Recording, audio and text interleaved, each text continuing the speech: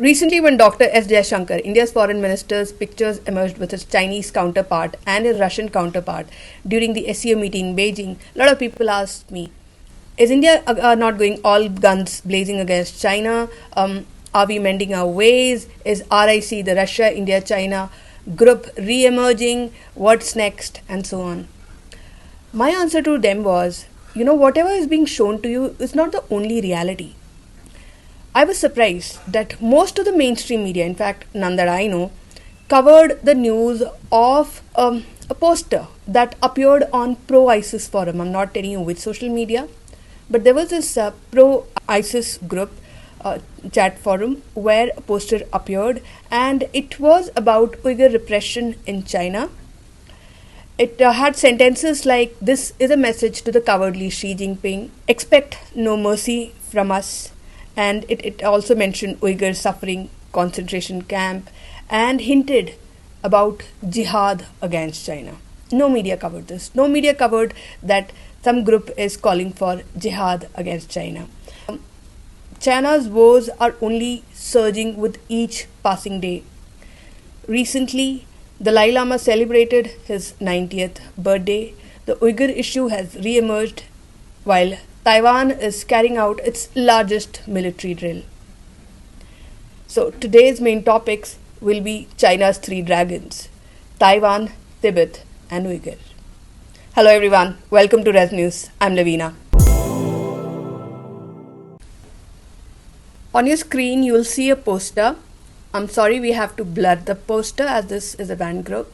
So it reads that Uyghurs aspired to liberate their lands from the disbelievers, which here hints at the Han Chinese, and then it continues to say, "We want to raise the banner of Tawheed." Another line says, as the Chinese Communist Party gained power on October 1st, 1949, they unleashed every type of oppression against the minorities. It is very clear that the group is declaring jihad against China. This is definitely not a good news for China. China always feared the resurgence of Uyghurs. Interestingly, last year when Bashar al-Assad's government fell in Syria, a lot of videos related to Uyghurs emerged, Uyghur army emerged, and I must tell you, those videos shocked me. The Uyghur groups there, they function like an army, and most of them belong to the Uyghur fighters in Syria. They primarily belong to this group called TIP, which is Turkestan Islamic Party, and it was earlier known as the East Turkestan Islamic Movement, ETIM, a Uyghur jihadist group aiming to establish an Islamic state in Xinjiang province of China. This is where Chinese military is really spread thin, and they face logistic issues, logistic supply issues, and anyone declaring jihad in that region is not a good news for China. It's not something that China wasn't aware of. And since 2013 at least, a lot of Uyghurs moved to Syria, and they were mostly the Turkic speaking minority from Western China who moved to Syria, and the intention was to train and fight against the Syrian army of Bashar al-Assad, and they were fighting alongside Al-Qaeda affiliated groups like HTS. HTS is Hayat Tahrir al-Sham group, which is what is running the Syrian government right now, and the Syrian army is under their control. So these were the kind of groups Uyghurs collaborated with, and they were fighting alongside these battle-hardened groups. And as per reports, there were about 1,500 to 5,000 Uyghur fighters. Can you imagine all of them going back to China? China definitely would hate to have them back in Xinjiang. Well, one of my friend from the Middle East who has witnessed all of this, he's my source. He said that don't fall for what is being shown to you in mainstream media. What my source in the Middle East was trying to tell me was that China has a habit of funding all the parties. For example, in the Myanmar conflict. In the Myanmar conflict, China supports the Myanmar army and the Myanmar rebel groups. So whichever faction comes to power, it's a win-win situation for China. It's the same in case of Uyghurs too. My friend tells me that China does support and fund some of the Uyghur groups in Syria, not all of them. So it fears that some of these groups which are anti-China might return to Xinjiang at some point and turn into a headache. This is also one of the reasons why China never trusts Turkey.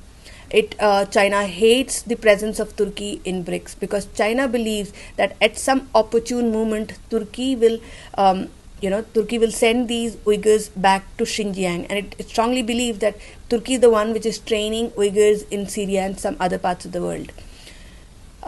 China also believes that when China is busy along the southwestern border with America and American allies, southwestern border is towards Taiwan, when it is busy in a war with American allies, it is then that Turkey might send in these Uyghurs into Xinjiang, where China is weak logistically.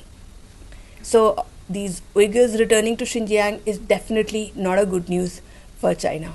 Meanwhile, Tibet is witnessing a resurgence of different kind. Few days ago, the Buddhist spiritual leader, Dalai Lama, celebrated his 90th birthday, and it was a massive event. He is not just a spiritual leader, he is an emotion for a lot of Buddhists across the world. It is but logical that soon he will need a replacement, and China strongly believes and has claimed that only it has the right to find a replacement for Dalai Lama. In fact, it has gone on to warn countries like India to not find a replacement for Dalai Lama because China wants India to stay away from this quagmire. China believes that all the Quad countries, which is India, China, America, Australia and Japan, they are pushing for Tibet's freedom through different forums. And why not? In June 2025, earlier this year, Tibetan communities in New York and New Jersey had held a massive event in America. They pre-celebrated Dalai Lama's birthday, and there was another interfaith event which was held in Boston where the main theme was Tibet's freedom. This is definitely not something that China appreciates. Continuing on the same theme, on June 18, 2025, American Senators Jeff Merkley and Todd Young introduced a bipartisan resolution honoring Dalai Lama and urging support for Tibetan rights and dialogue with China. Other than India and America, there's one more Quad country which is irking China a lot, and that country is none other than Japan. Japan has a cross-party Japan-Tibet Parliamentary Association with 105 members, which has strengthened its advocacy for Tibet. Japan also held the 9th World Parliamentary Convention on Tibet, WPCT, between June 2nd and June 4th at the International Conference Hall in Tokyo. The event was organized by Tibetan Parliament in Exile in collaboration with Japan Parliamentary Support Group for Tibet. We had posted a video of it, and we had posted a portion of it where a woman was seen describing her experience in Tibet. She went on to describe how her family and her siblings still have to bear the brunt of her actions. What was her mistake? She wanted CCP to stop the repression of Tibetans and to let Tibetans follow their culture, which is not happening right now, is what she claims. In 2024 also, Japan had passed multiple resolutions supporting Tibetans, Uyghurs and other minority groups within China facing Chinese repression, the CCP repression, signaling Japan's increasing role in the human rights diplomacy inside China.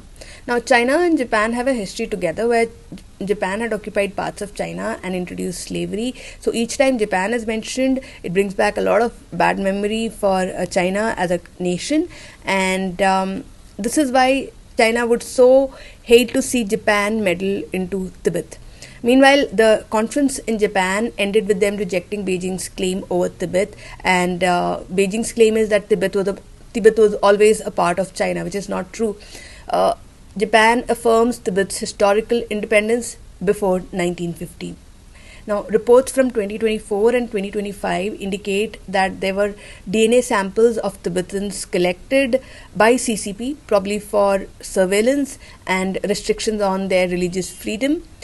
Also, there has been this forced assimilation of Tibetans through boarding schools for approximately 1 million Tibetan children. Not even the children are spared.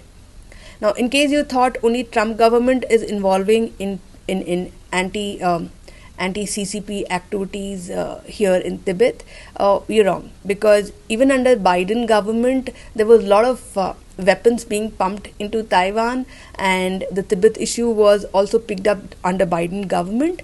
In 2024, Joe Biden had signed a resolution to the Tibet-China Dispute Act, a bipartisan bill aimed at pressurizing China to resume dialogue with Tibetan leaders who are in exile for a negotiated solution on Tibet. I'm sure this did not go down well with China. Now that we are done with Uyghurs and Tibet, let's now switch to Taiwan. So Taiwan is carrying out its largest military drill right now, and China, it is a common knowledge that Taiwan is nearing a war with China, and many experts across the world say that year will be 2027. Now there's a video that we had posted on this issue earlier. I'll post that in the description. Since Taiwan is aware that it is nearing a war, it is carrying out one of its largest military drills, and it's called Han Kuang 41. Russia carried out a similar exercise just before it was to attack Ukraine. I know it's not comparable, but the situation is similar. That is what I'm pointing at. You won't believe it, but for almost a week now, from train to supermarkets to almost every corner of Taiwan has been touched by this military drill being carried out by Taiwanese military personnel. The name of the exercise, Han Kuang 41, it when literally translated, it means reclaiming the Chinese mainland, though for the practical purpose, it means Taiwan's defensive capabilities or improving upon them. So during this month's drills, hardware such as rocket launchers, drones, and locally developed missiles are being deployed.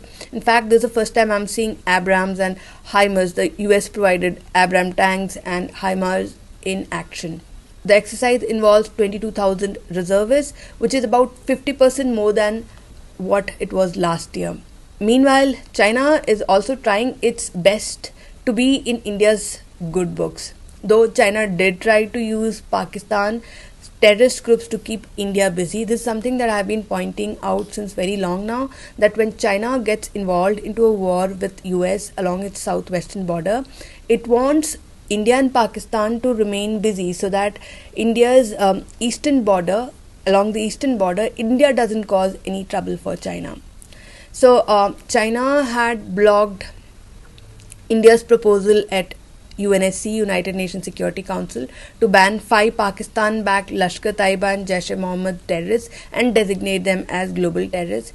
India had also requested that the Resistance Front (TRF), which is a Lashkar proxy, it should be declared a terrorist group, but China blocked it in May 2025 at the UNSC.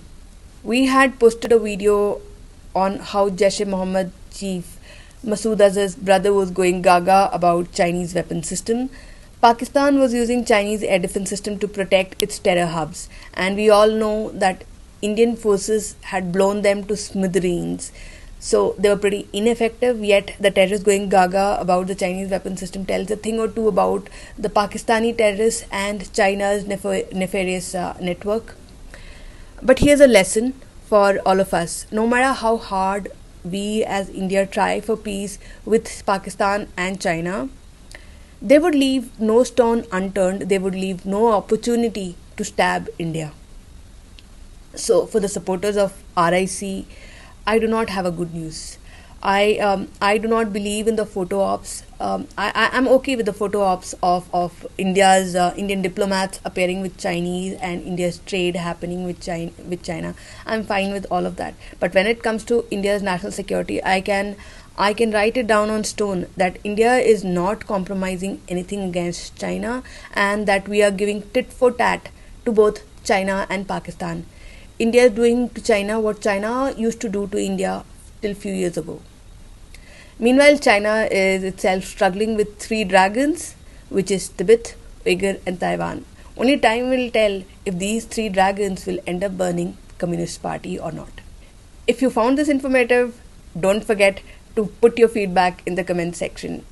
Till we meet again, stay informed.